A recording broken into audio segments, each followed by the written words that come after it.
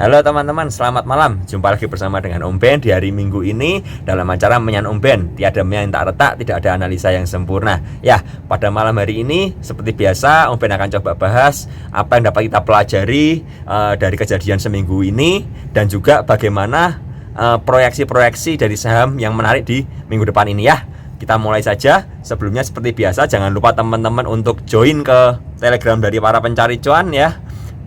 Kalian bisa cari, ketik aja para pencari cuan atau klik link yang ada di video ini. Om Ben selalu sertakan juga untuk Instagramnya. Jangan lupa kalian follow komunitas ppc.saham. Juga untuk YouTube ini komunitas PPC. Saya sangat bersyukur sekali subscribernya sudah lebih dari 4.500 dalam 2,5 bulan.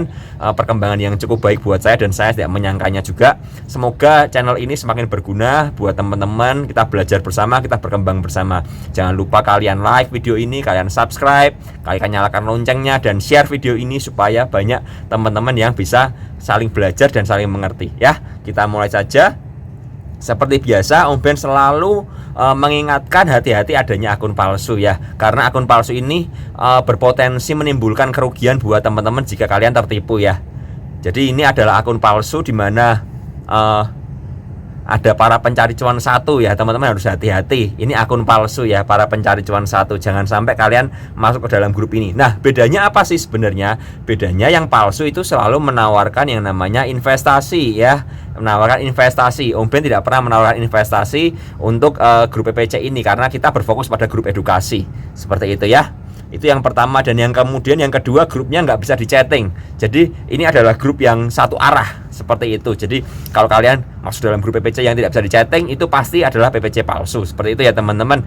Kemudian dan grup ini sering menambahkan member sendiri. Artinya kalian diculik paksa untuk masuk ke dalam situ ya. Dan kebiasaannya mereka langsung japri, langsung chatting ke member-member yang baru saja masuk untuk menawarkan investasi tersebut ya.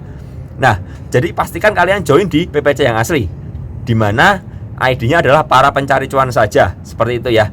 Dan ini adalah PPC yang asli, di mana kita namanya ya para pencari cuan saja. Dan Om Ben selalu sertakan link dari channel YouTube ini di keterangan dari PPC ini ya. Om Ben sertakan di situ. Nah, ini bedanya teman-teman. Kalau teman-teman lihat, ini bedanya. Ini adalah PPC yang asli dengan logo seperti ini, dan ini PPC yang palsu. Dan yang terpenting adalah ID-nya ya. ID-nya adalah, ini bedanya adalah para pencari cuan dan para pencari cuan satu. Teman-teman harus hati-hati ya. Jadi pastikan teman-teman bergabung ke PPC yang asli, karena di situ kita akan belajar bersama dan tidak ada tipu menipu di situ ya teman-teman ya. Jadi pastikan kalian bergabung dengan PPC yang asli. Seperti itu. Nah, sekali lagi bahwa Om Ben dan PPC yang asli tidak pernah menawarkan yang namanya investasi dan tanam modal seperti itu ya. Saya tidak pernah menjapri member-member untuk yang baru join langsung menawarkan. Saya tidak pernah. Jadi tidak ada paksaan. Kalau kalian mau bergabung silahkan tanya ke saya, silahkan tanya ke admin. Kalau enggak juga enggak apa-apa. Seperti itu ya teman-teman. Itu yang Om Ben jelaskan. Nah, pada malam hari ini Om Ben akan membahas hebohnya saham LAK, sensasi INAF dan KF, kemudian melejitnya Friend yang arah, dan masih adakah kejutan di IHSG kita ya. Kita tahu bahwa saham LAK menjadi trending topik setelah ada satu institusi ya, satu perusahaan yang namanya Joska terkena masalah dengan nasabahnya ya. Tapi Om Ben di sini tidak akan membahas soal masalah dengan nasabahnya, karena mungkin sudah banyak youtuber dan para pakar-pakar yang lain yang sudah menjelaskan ya, dengan versi mereka yang sudah mencoba mengkira-kira apa sih yang terjadi di saham LAK. Tapi dengan Joska itu, kita sebenarnya Om Ben cuman pingin menjelaskan kepada teman-teman saham LAK itu seperti apa, seperti itu ya. Jadi yang Om Ben fokuskan adalah bagaimana kita bisa mendapatkan pelajaran dari saham LAK tersebut ya. Seperti itu. Om Ben berharap yang terlibat dalam kasusnya LAK dengan Joska mendapatkan solusi yang terbaik tentu saja, supaya tidak ada pihak yang dirugikan seperti itu. Tapi yang lebih penting adalah buat kita yang mungkin tidak terlibat, apa sih yang dapat kita pelajari ya. Itu yang lebih penting. Karena buat Om Ben tidak ada yang lebih penting daripada trading itu selain kita mendapatkan keuntungan. Tapi untuk mendapatkan keuntungan tentu saja kita harus mempelajari ya, kita harus belajar, kita harus mengedukasi diri dan memperlengkapi diri. Tapi Om Ben bukanlah tipe seorang analis yang detektif ya, seperti itu ya, yang menyelidiki satu persatu. Tidak, Om Ben tidak terlalu berfokus pada seperti itu, karena Om Ben hanya fokusnya adalah kita untuk dalam trading ini adalah mencari keuntungan tentu saja. Nah, bagaimana cara mencari keuntungan? Tentu saja dengan kita mempelajarinya, seperti itu ya. Jadi bukan detektif. Om Ben tidak mencari alasan kenapa lak seperti ini, kenapa Joska seperti ini, apa hubungannya, apakah Joska bandar dan lain sebagainya. Om Ben tidak terlalu memperdulikan, karena mungkin ada teman-teman lain yang lebih pakar ya, yang lebih expert di dalam hal-hal tersebut. Tapi Om Ben di sini akan menjelaskan bagaimana saham LAK itu dari versi dari Om Ben sendiri, seperti itu ya. Nah, saham LAK ini adalah saham yang pergerakannya bandarnya sadis. Om Ben bisa cerita seperti ini karena PPC selama awal-awal tahun ya dan akhir tahun yang lalu, sejak LAK mulai IPO ini LAK ini menjadi salah satu mainan dari PPC ya, tentu saja untuk saham copet, karena pergerakannya laknat sekali ya. Kita teman-teman sering menyebutkan LAK itu laknat ya, seperti itu ya, saham dengan pergerakan bandar yang sadis. Nah, di sini akan Om Ben tunjukkan seberapa sadisnya bandar LAK ini ya sebenarnya. Nah, ini yang Om Ben cari chartnya ya. Ini adalah chart 31 Oktober ya. Ini tanggalnya 31 Oktober, dimana saham LAK ini secara luar biasa pada hari itu low-nya itu minus 13% ya. Waktu itu ARB-nya masih normal, bukan ARB yang sekarang yang hanya minus 7% ya, yang sudah dibatasi oleh bursa kita. Tapi masih bisa minus 25% dan minus 35% jika sahamnya di bawah 200, seperti itu ya. Nah, kita lihat ini LAK opennya tuh di sini ya, di harga 1450, artinya ada kenaikan gap up 1,75%. Kemudian LAK itu mencapai harga tertinggi ya. Harga tertingginya kita lihat di sini. Harga tertingginya adalah 1745, artinya kenaikannya 22,46%. Nah, yang menarik adalah low-nya ya. Low-nya itu mencapai minus 13,68%. Artinya pasti ada orang yang sangkut karena kejar di harga atas ya. Kalau beli di harga 1700, low-nya itu 1200, seperti itu. Dan closing-nya juga 1300. Artinya jika teman-teman beli 1700, closing di 1300, kalian tidak cut loss, kalian akan mengalami kerugian sekitar 20% lebih. Seperti itu ya teman-teman ya.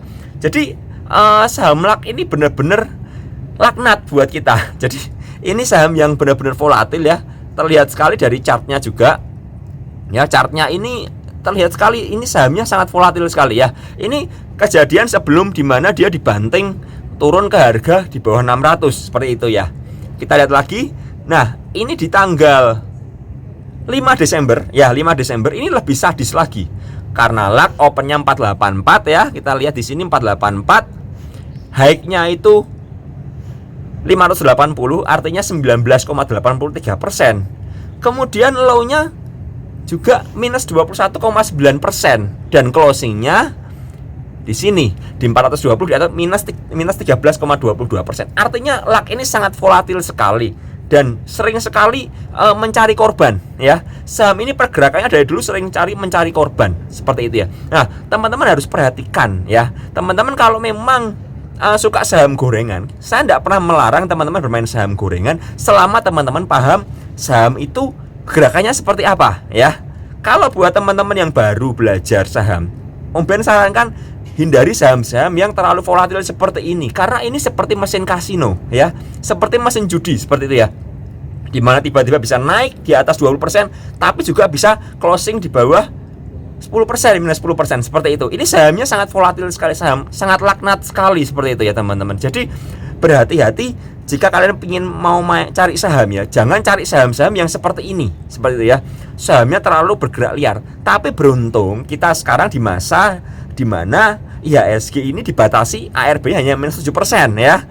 Karena waktu dulu minusnya bisa 25%. Artinya jika kalian beli di 25% di atas ya, kemudian diguyur sampai minus 25%, kalian akan rugi lebih dari 50% tentu saja.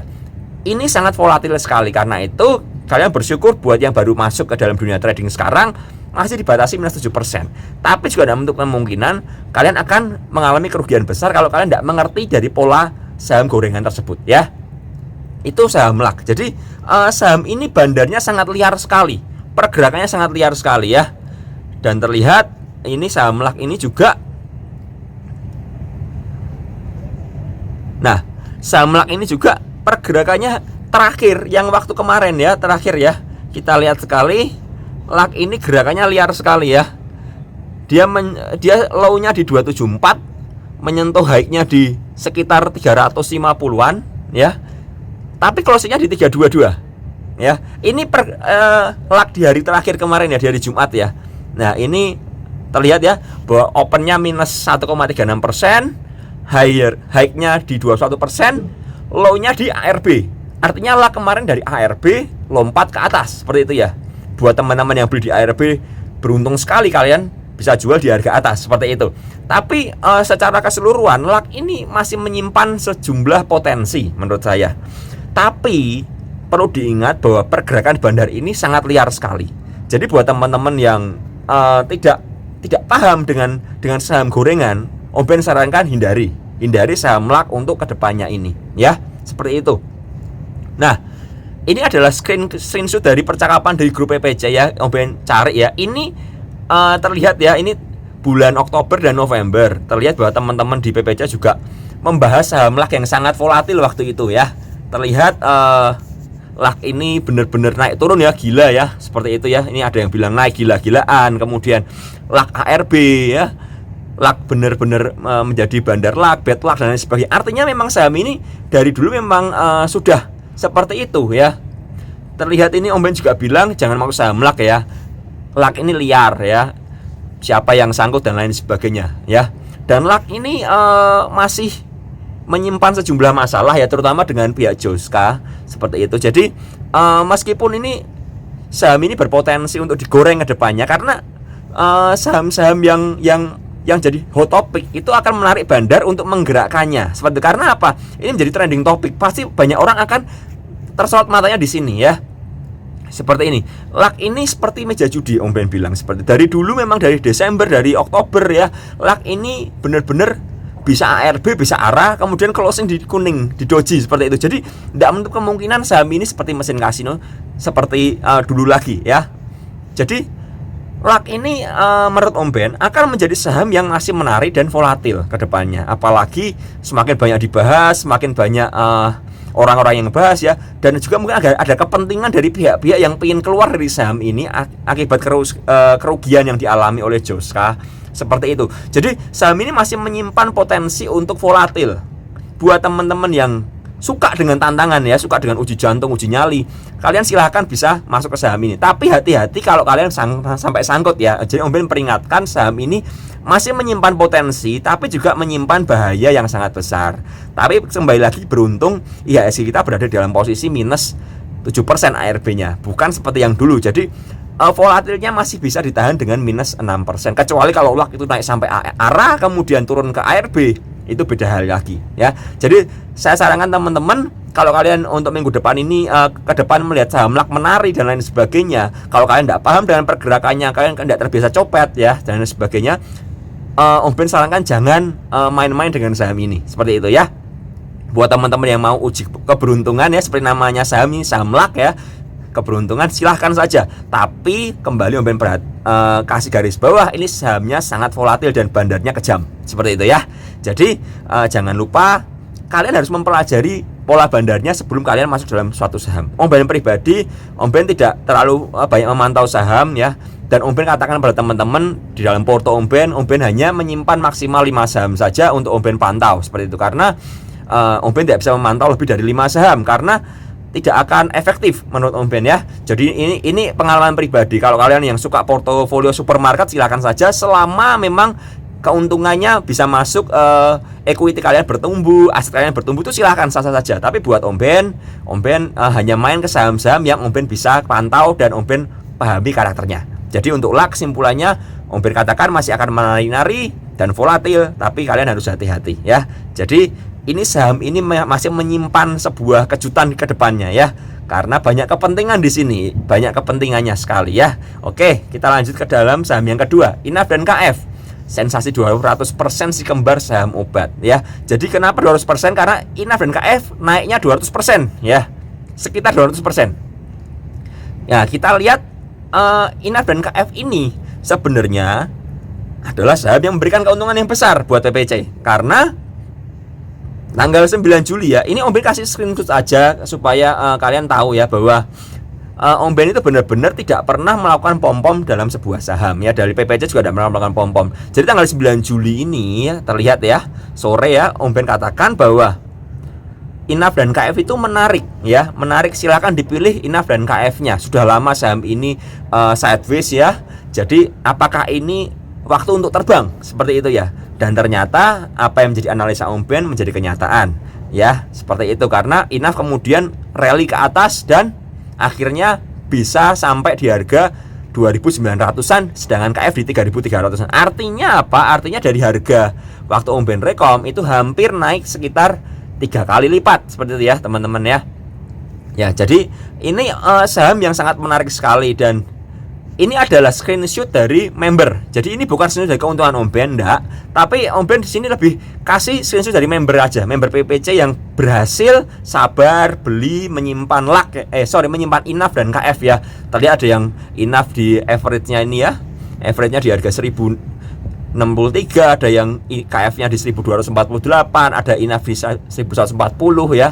Ini juga 1115, seperti itu ya. Ini keuntungannya sampai 162%, seperti itu ya. Ada juga teman-teman yang masih simpan KF di 12665 ya, keuntungannya 100% lebih. Artinya apa?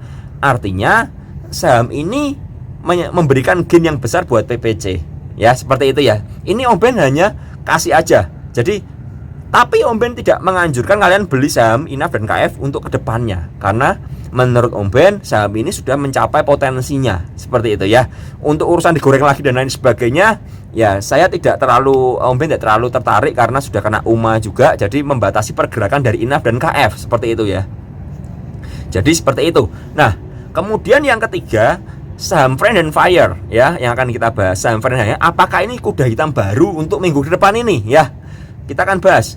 Ya, ini adalah chart dari saham Friend, di mana kemarin saham Friend berhasil arah luar biasa sekali, dan saham Friend ini berhasil breakout dari sideways-nya ya. Ini sideways-nya ya, garis sideways-nya kita Om Ben gambar di sini ya. Ini box dari sideways-nya, dan dia berhasil break dengan volume yang sangat besar ya. Dia berhasil lolos dari sideways-nya, seperti itu ya. Ini terlihat volumenya sangat besar sekali ya. Kemarin 2 hari ini terakhir ini meningkat volumenya. Jadi menarik sekali untuk saham Friend ini. Jadi Friend ini menyimpan potensi, seperti itu ya teman-teman. Nah, ini kita Om Ben iseng-iseng saja, Om Ben buka broker summary dari Friend ya, di mana tanggal 23 sebelum hari Kamis ya, sebelum Friend naik arah, itu terjadi pembelian yang besar dari beberapa broker ya, TP, DR, KI, YJ, seperti itu ya. Kemudian DH masih berjualan, di mana DH adalah Sinarmas ya, di mana Friend sekarang adalah milik Sinarmas ya. Itu apakah mereka membuang atau tidak, itu tidak terlalu kita bisa bahas di sini ya. Jadi tapi yang Om Ben ingin tunjukkan adalah di mana ada broker DR dan TP dan KI yang beli. Kemudian tanggal 24-nya DR sudah keluar ya. Broker DR, kita lihat di sini DR beli di 103 average-nya ya. DR berhasil keluar di 125. Seperti itu ya. Jadi DR membuang barang ya. DH masih berjualan juga, tapi ada broker yang menahannya. Ada broker yang membeli seperti YB, CC, MG, dan KS ya. Dan perlu diketahui teman-teman, broker-broker dari YB, MG, dan KS adalah broker yang suka guyuran, seperti itu ya. Jadi terutama YB, karena yang menaikkan track adalah YB ya, yang buat ganjelan juga YB, seperti itu ya. Kita lihat YB average-nya 131. Ini sangat menarik sekali. Kemudian bagaimana broker summary selama 2 hari? Selama 2 hari broker summary-nya itu YB masih mencatatkan top buyer dengan 5,5 M di average 128. Sedangkan DH Sinarmas berjualan average 117 ya, 4,6 M, seperti itu ya. Artinya apa? Artinya YB ini masih ada akumulasi ya. Kita lihat YB MG seperti itu ya. Karena apa? Karena kalau dilihat dari average-nya DH itu 117. Artinya DH sudah berjualan di awal sesi, seperti itu ya. Setelah harganya lewat dari 117 lebih ke atas, mereka berhenti berjualan, seperti itu ya. Jadi yang berjualan bergantian DR, kemudian PD dan lain sebagainya ya. Tapi YB ini dan MG itu masih terus melakukan pembelian yang aktif, seperti itu ya. Ini secara broker summary yang saya bahas secara ringkas saja. ya. Terlepas itu akumulasi atau distribusi, itu untuk saham Friend ini Om Ben bilang sangat susah, karena saham Friend ini sering terjadi tukar-tukaran barang. Kalau Om Ben perhatikan dari dulu, memang sering terjadi tukar-menukar barang. Tapi terlepas dari bandarmologi, buat Om Ben sendiri, technical analisa itu mendapat porsi lebih daripada bandarmologi. Seperti itu ya. Bagaimana kita lihat secara technical analisa. Nah, ini Om Ben buat garis Fibonacci-nya saja, dan ini ada garis resistnya ya, yang tadi 117 di mana bisa breakout. Nah, secara Fibonacci itu arah hari ini tuh tepat di titik 0,5 ya. Artinya di 139. Dengan supportnya di 118 ya. Nah, bagaimana dengan potensi kedepannya? Seperti itu ya. Potensi kedepannya bahwa masih ada area resist kuat di 160 ya. Fibonacci di 618 itu biasanya lebih kuat daripada area lainnya. Karena itu untuk Friend itu bisa menyentuh 160 ya. Bisa menyentuh 160. Nanti kita akan bahas lagi lebih detail lagi ya. Setelah ini ya kita bahas. Kemudian yang kedua saham Fire ya. Saham Fire ini juga sama, selama 2 hari terlihat kenaikannya sangat besar ya. Terlihat kenaikannya juga didukung oleh volume yang besar seperti itu. Dan juga dia berhasil break dari resist kuatnya di 145 dan 148. Ini adalah area resist kuat ya. Kemudian yang menarik juga, Fire ini berhasil break dari Fibonacci 618 di 159 ya, dan akhirnya bisa close di 163, hampir menyentuh arah tapi ternyata tidak kuat seperti itu ya. Itu untuk saham Fire. Nah, saham Fire ini secara broker summary juga LG beli di area bawah ya, 228 juta. Kemudian PD, YP, YJ dan lain sebagainya dia berjualan seperti itu ya. Jadi LG memegang pembelian besar ketika hari Kamis yang lalu. Nah, hari Jumatnya LG ternyata berjualan. Kita lihat ya, ini LG dia beli di sini. Dia beli 16.800 lot ya, sekitar. Kemudian dia berjualan 18.000 lot ya. Artinya LG ini sudah melepas barangnya. Dan terlihat dengan average 148, artinya ketika harganya 170, LG sudah berhenti berjualan. Seperti itu ya. LG sudah berhenti berjualan, barangnya mungkin sudah habis, atau mereka memutuskan untuk tidak berjualan lagi karena Om Ben tidak menarik lebih jauh lagi brosurnya. Jadi kita bahas sampai di sini aja. Intinya LG sudah berjualan, ZP juga berjualan, KK berjualan, CP berjualan ya. Kemudian CC, PD, DH melakukan pembelian. Nah, bagaimana untuk Proxum 2 harinya? Ya, 2 harinya terlihat bahwa dari net buy-nya DH dan FZ pembeliannya sangat besar sekali. Kemudian YP dan ZP, YJ dan lain sebagainya berjualan. Itu untuk secara broker summary. Dan secara broker summary, saham Fire juga agak susah dianalisa dari Proxum karena terlalu banyak broker-broker yang bermain dan tukar-tukaran barang di sini. Seperti itu. Nah, pertanyaannya sekarang, apakah Friend dan Fire berlanjut besok? Ya, ini yang jadi pertanyaan. Nah, kita lihat Om Ben buka di chart. Ini chart jam-jaman saja ya. Ini chart hourly ya sepertinya ya. Sebentar. Ya, ini chart hourly. Chart 1 jam ya. Terlihat bahwa yang menarik adalah kemarin ketika terjadi koreksi ya, sesi 2 waktu dibuka, memang IHSG dibanting ya. Artinya akan menimbulkan panic sell dari hampir semua saham. Artinya hampir semua saham dibanting ke bawah ya, hampir semuanya dibanting ke bawah. Tapi yang menjadi menarik adalah volumenya kecil ketika dia turun di sini. Ya, selama 2 jam ini dia turun ya, volumenya kecil seperti itu ya, tidak besar volumenya. Kemudian yang mengejutkan adalah sekitar jam hampir setengah 3 ya, hampir setengah 3 tiba-tiba YB itu melakukan pembelian yang sangat masif sehingga saham dari Friend arah ya. Terlihat di sini ditarik dengan volume yang sangat besar sekali ya di sini. Nah, ini sangat menarik untuk kedepannya. Karena apa? Karena ketika dia turun dengan volume kecil. Ya, Om Ben kebanyakan memperhatikan volume untuk mengkonfirmasi dari kenaikan dan penurunan. Kalau turun dengan volume kecil, itu kemungkinan sekali bandarnya belum distribusi secara masif ya. Artinya apa? Bisa jadi bandarnya menurunkan harga untuk buang penumpang ya, seperti itu ya. Dan tentu saja mungkin beberapa teman-teman yang pegang Ya, maaf. Jadi banyak teman-teman yang pegang saham Friend kemarin terkena trailing stop seperti itu ya. Jadi saham Friend ini kemarin Om Ben bilang ini buang penumpang ya. Jadi supaya tidak ada penumpang gelap, kemudian setelah buang penumpang dia dinaikkan secara kencang dan luar biasa. Jadi saham Friend untuk besok Senin masih ada potensi untuk naik. Tapi ingat bahwa penggeraknya kemarin adalah YB ya. YB average-nya 131 ya. Kita lihat ya, kita lihat lagi chartnya di sini. Ya, saham Friend ini YB masih punya 5,5 miliar di average 128 seperti itu ya. Jadi besok Senin ketika YB buang barang ya, pasti saham Friend ini akan naik, akan lompat. Yakin Om Ben, pasti akan lompat karena closingnya juga diganjel dengan bid yang sangat besar sekali, sekitar 4 juta lot kalau tidak salah kemarin ya. Di arahnya bidnya sangat tebal sekali, ini berpotensi akan lompat ya. Jadi buat teman-teman yang belum punya, Om Ben sarankan hati-hati kalau kalian kejar. Karena apa?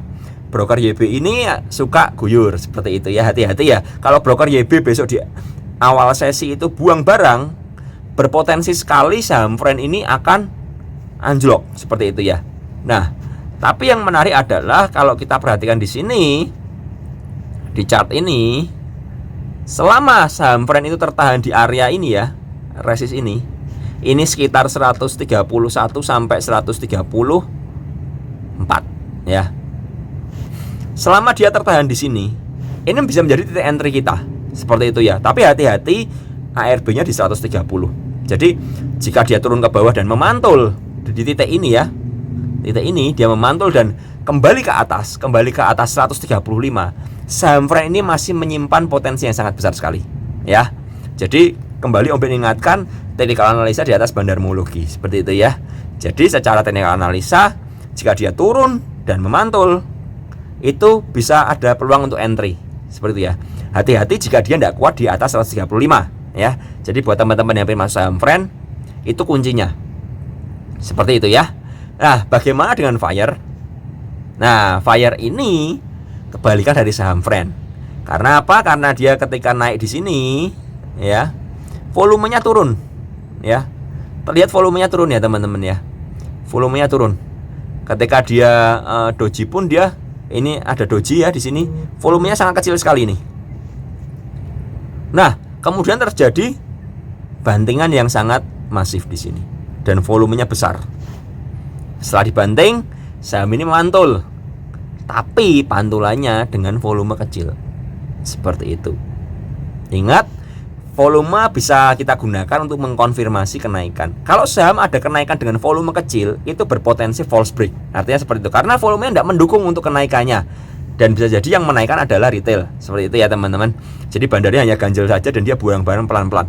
Jadi untuk saham Fire, menurut Om Ben, besok akan sangat mungkin terkoreksi seperti itu. Nah, bagaimana jika teman-teman masih mau berminat masuk ke saham saham Fire? Saham Fire ini kemarin selalu memantul di harga 135 sampai 157.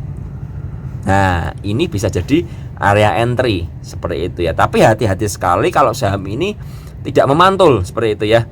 Saham ini punya area Fibonacci ya. Ini adalah area Fibonacci yang kuat sekali ya teman-teman ya. 618 di area 159 maaf. Jadi ada support kuat di 159. Kalau seandainya besok saham Fire terkoreksi dan kembali di atas 159 dengan volume yang baik, itu mengkonfirmasi bahwa saham ini masih akan lanjut kenaikannya ya, seperti itu ya. Jadi buat teman-teman yang belum masuk, saya sarankan jangan kejar saham ini karena opennya akan berpotensi dia terkoreksi dulu ya. Ini secara analisa kita, analisa saya ya, bisa saja salah, tapi kembali lagi saya selalu menyarankan teman-teman tidak kejar harga ya, tidak kejar harga. Itu saham Fire seperti itu. Dan teman-teman perlu perhatikan sekali bahwa apa yang saya bahas, Fire, Inaf, KF dan kawan-kawan, itu adalah portofolio dari Asabri dan Jiwasraya. Jadi memang ada potensi bahwa mereka melakukan perbaikan porto. Jadi kalian bisa pantau saham-saham ini karena masih menarik. Tapi Om Ben pribadi untuk saham Inaf dan KF dan Nikel ya, Om Ben skip karena sudah mencapai kenaikannya ya. SMBR masih bisa kita pantau seperti itu ya. Nah, yang terakhir yang Om Ben mau bahas adalah harga emas dunia yang semakin kinclong dan bagaimana saham emas. Ya, seperti itu ya. Ini menjadi pembahasan yang menarik sekali karena emas dunia ini ternyata dia rally dan tidak mengalami koreksi yang berarti. Jadi setelah tembus dari 1700-an ya, kemudian 1800 dan sampai kepada 1800 sekarang ya. Nah, saham emas yang pertama adalah MDKA. MDKA ini saham emas yang paling baik menurut Om Ben ya, yang paling ikut dengan harga emas ya. Kita lihat MDKA mengalami harga all time high ya, berhasil naik dengan luar biasa sekali ya di sini ya. Ya buat teman-teman yang sudah pegang di harga 1300, 1400 atau di harga 1500, Om Ben sarankan kalian hold dulu saham MDKA karena ini baik sekali potensinya ya. Saham MDKA sangat baik potensinya. Titik aman MDKA adalah ketika dia masih berada di 1600 ya. Jadi kalau harganya masih 1600 dan harga emas tidak terkoreksi, MDKA masih menyimpan potensi yang sangat besar sekali.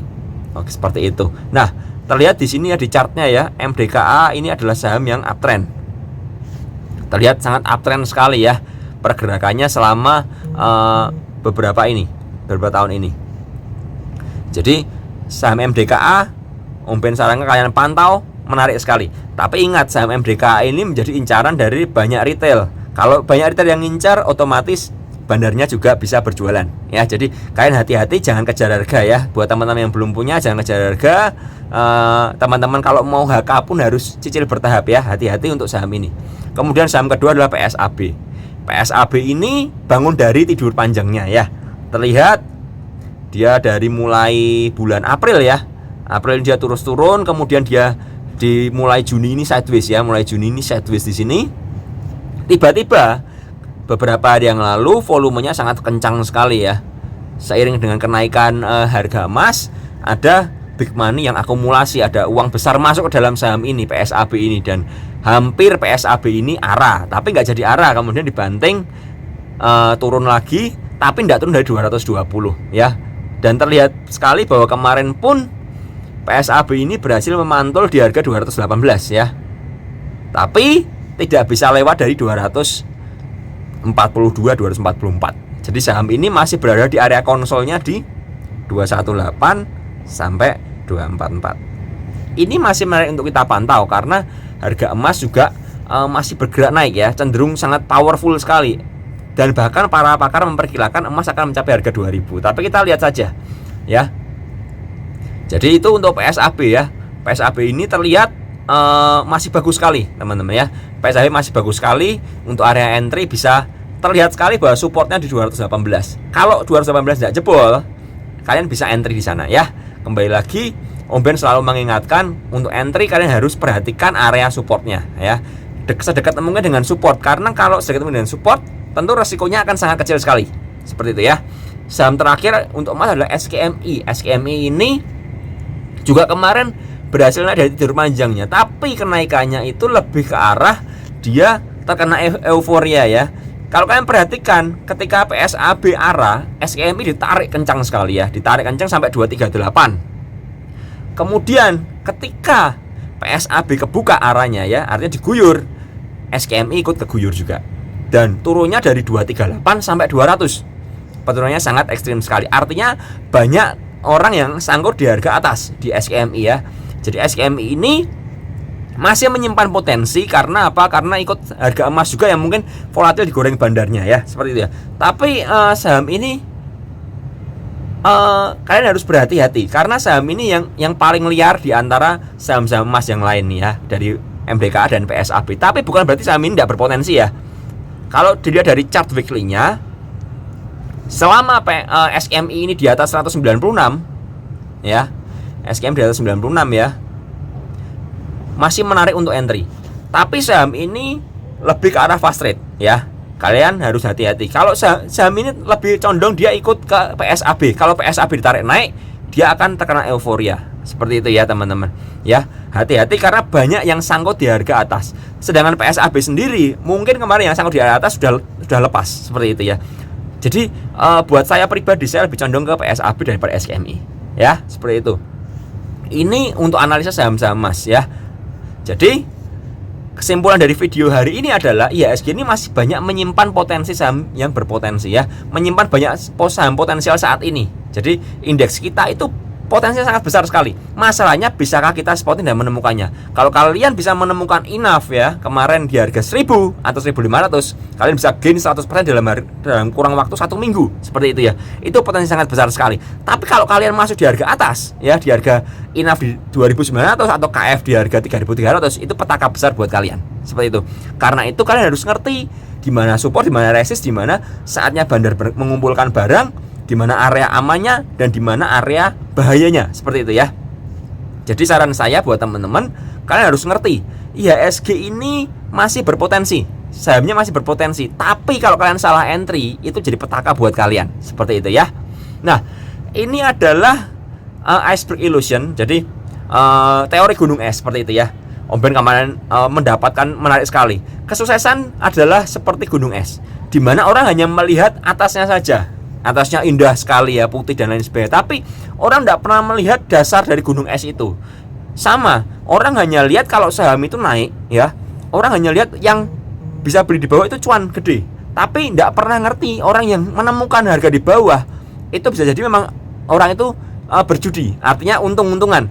Tapi kalau kalian mau sukses, itu kalian harus butuh yang namanya belajar ya, pengorbanan, di mana kalian belajar kena cut loss, kalian disiplin, kalian kerja keras, kalian berdedikasi terus mencoba ya, tidak kenal menyerah dan lain sebagainya. Kegagalan demi kegagalan kalian belajar terus seperti itu, dan akhirnya kalian bisa mendapatkan kesuksesan. Itu dimana kehidupan kita seperti itu, termasuk dalam dunia saham. Karena itu teman-teman, buat teman-teman yang akhir-akhir ini baru belajar saham dan sering cut loss, Om Ben sarankan kalian terus belajar ya. Terus belajar, saham ini berpotensi ya, seperti itu ya. Selain menyimpan bahaya yang besar seperti kasus Joska dan lain sebagainya ya, tapi saham ini masih menyimpan potensi selama kalian bisa mengerti ya, selama kalian bisa menganalisa, bisa memahami pola dari persaham itu seperti apa ya. Karena itu saya ajak teman-teman yang tidak punya komunitas ya, ayo bergabung dengan PPC seperti itu ya. Karena ini adalah komunitas yang tepat dan mengedukasi kalian ya. Teman-teman bisa chat aja di PPC yang tadi, yang para pencari cuan itu. Teman bisa tanyakan apa saja. Nanti ada banyak member yang akan memberikan testimoni, memberikan semangat buat kalian. Kita belajar bersama-sama ya. Nah, buat teman-teman yang mau lebih intensif lagi mau belajar, ini adalah paket dari PPC selama bulan Juli.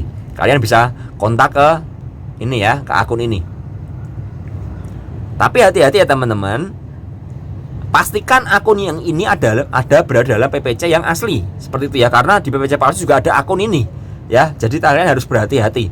Ya, hati-hati juga karena PPC hanya rekeningnya ini. Kalau kalian dapat rekening PPC di mana virtual account, artinya 16 digit angka, hati-hati, itu bukan rekening PPC ya. Jadi kalian harus berhati-hati, waspadai penipuan ya.